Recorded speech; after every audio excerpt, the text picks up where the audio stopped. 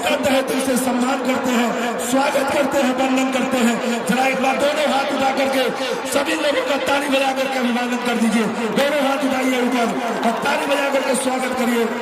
बहुत बहुत धन्यवाद काजल राघवानी जी का, आदि पाखी जी का, आस्था जी का और तमाम हमारे मंच के जो कलाकार हैं, अनुपमा यादव जी, शिवानी सिंह जी, सबका दिल से अभिवादन करते हैं।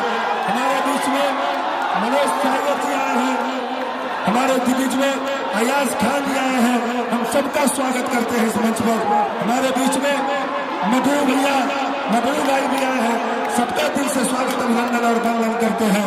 हमारे बीच में भोजपुरी इंडस्ट्री के सबसे बड़े निर्माता और डिस्ट्रीब्यूटर में से हमारा छोटा भाई निशांत भी आया है, इसका भी हम तहे दिल से इस मंच पर स्वागत करते हैं। और भोजपुरी के नंबर 1 के प्रोड्यूसर और बैनर जिनके तरफ हमने देश विदेश में जाते और काम करते हैं, बड़े भैया अभय सिन्हा जी भी